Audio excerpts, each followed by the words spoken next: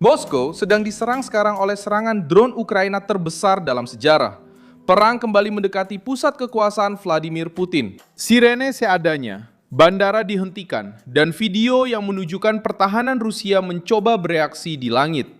Serangan itu dikaitkan dengan Ukraina dan masuk ke berita internasional sebagai salah satu serangan drone terbesar terhadap Moskow sejak awal invasi Rusia. Serangan itu terjadi pada hari yang sama ketika Inggris mengumumkan paket besar untuk Ukraina. 150.000 drone hingga akhir tahun, selain lebih dari 350 rudal pertahanan udara dan radar.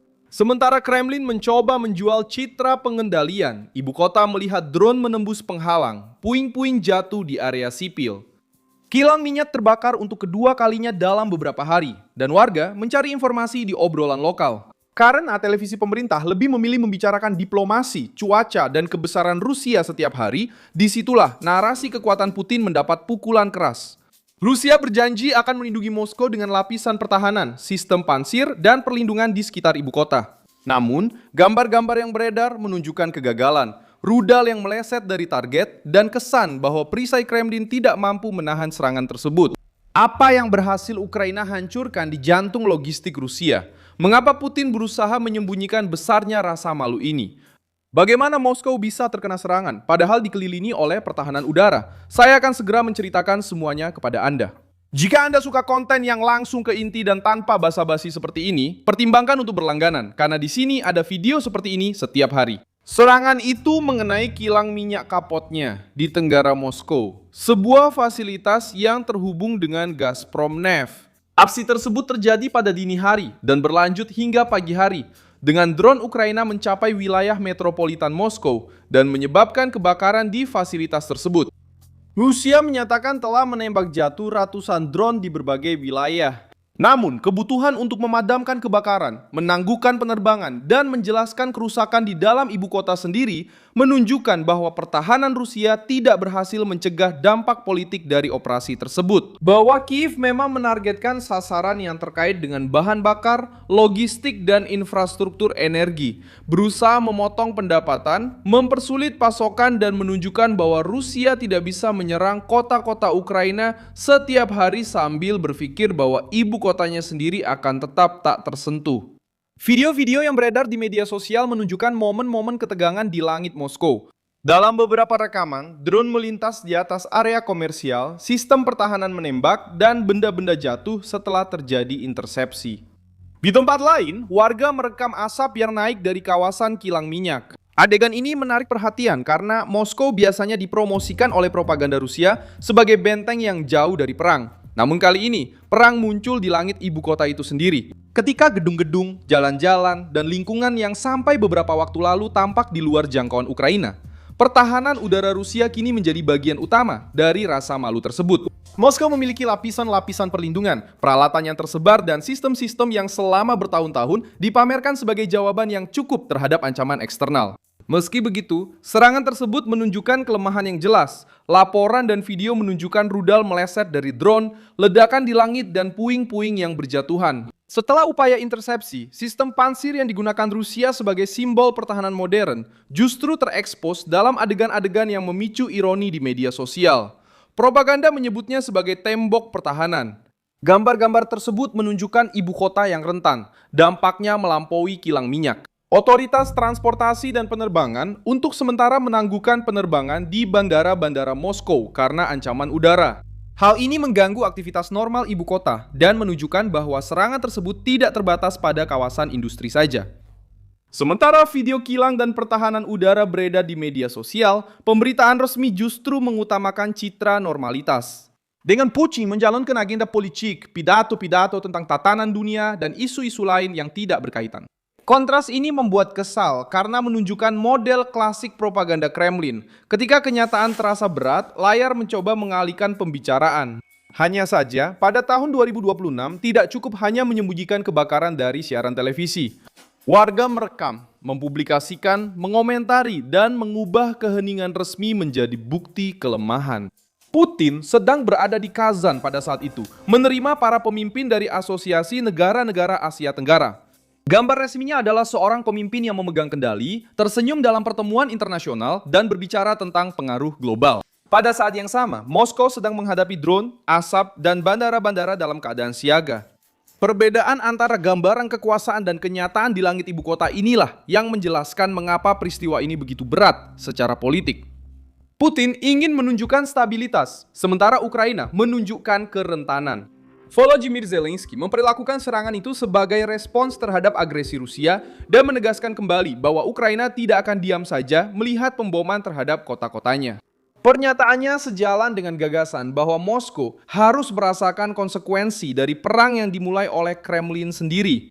Menteri Luar Negeri Ukraina, Andriy Sybiha, juga memancing reaksi warga Rusia dengan mengatakan bahwa pertanyaan tentang apa yang sedang terjadi seharusnya ditujukan kepada Putin. Karena Rusia yang memulai perang, siapapun yang membawa kehancuran ke negara lain tidak bisa menuntut ketenangan abadi di rumah sendiri. Serangan itu terjadi pada hari yang sama ketika Inggris mengumumkan paket bantuan besar untuk Ukraina. 150.000 drone hingga akhir tahun, selain lebih dari 350 rudal pertahanan udara dan radar. Pengumuman itu disampaikan oleh Menteri Pertahanan Inggris, Dan Jarvis, saat pertemuan kelompok kontak pertahanan Ukraina di Brussel. Paket tersebut bernilai lebih dari 752 juta pound sterling atau sekitar 996 juta dolar dan akan didanai melalui pinjaman yang terkait dengan aset Rusia yang dibekukan. Secara praktis, London mengatakan bahwa Putin akan membayar sebagian dari biaya perang yang ia mulai sendiri.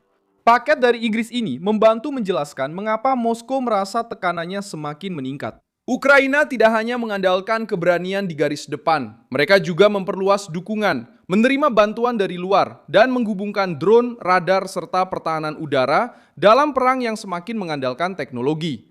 Inggris ingin memperkuat Ukraina, baik untuk menahan serangan Rusia maupun untuk menjaga kemampuan respons. Bagi Putin, masalahnya adalah setiap paket bantuan baru memperpanjang daya tahan Kiev dan mengurangi harapan Rusia untuk menang dengan membuat lawan kelelahan. Pertemuan di Brussel juga menunjukkan bahwa Ukraina tetap menjadi pusat agenda militer Barat. Kelompok kontak ini mengumpulkan puluhan negara dan membahas secara tepat apa yang dibutuhkan Kiev untuk mempertahankan wilayah, melindungi kota-kota, dan terus menekan struktur Rusia. Paket dari Inggris itu tidak datang sendirian. Itu ditambah dengan sanksi baru, dukungan energi, dan pembicaraan tentang sistem pertahanan terhadap rudal balistik. Sementara Putin berusaha meyakinkan dunia bahwa Rusia sedang menang melalui kelelahan. Sekutu-sekutu Ukraina terus menaruh peralatan, uang, dan produksi di atas meja. Setiap serangan yang berhasil memaksa Rusia untuk mengeluarkan lebih banyak biaya untuk pertahanan, mengalihkan sumber daya untuk melindungi kota-kota, menjelaskan kegagalan internal, dan mengelola kelelahan di antara penduduknya. Ukraina menggunakan teknologi yang lebih murah untuk menciptakan biaya politik dan ekonomi yang jauh lebih besar. Di sisi lain, Moskow mencoba merespons dengan mengatakan bahwa mereka telah menembak jatuh sebagian besar drone. Argumen ini tidak menghapus dampak dari apa yang berhasil lolos. Sebuah ibu kota yang harus menangguhkan bandara, mengaktifkan keadaan darurat, menangani kebakaran di kilang minyak, dan melihat video pertahanan udara yang gagal, sudah merasakan dampaknya. Rusia bisa saja mengumumkan jumlah besar intersepsi, tapi poin penentunya adalah hal lain. Drone-drone itu berhasil mendekat terlalu jauh, mengenai target-target penting, dan memperlihatkan jarak antara retorika perlindungan total dengan kenyataan perang modern. Kejadian ini juga mempengaruhi moral di dalam negeri.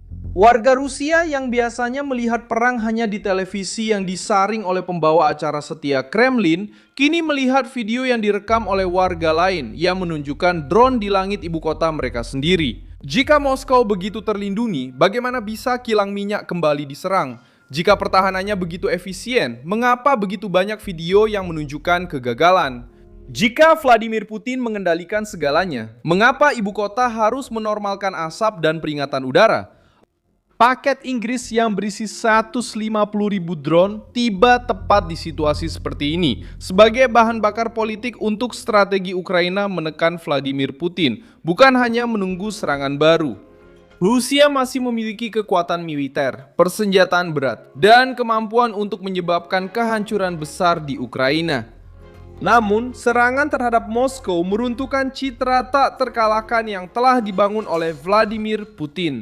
Saya Milson Alves, seorang internasionalis, dan tujuan saya adalah menjaga Anda tetap terinformasi dengan kebenaran setiap hari.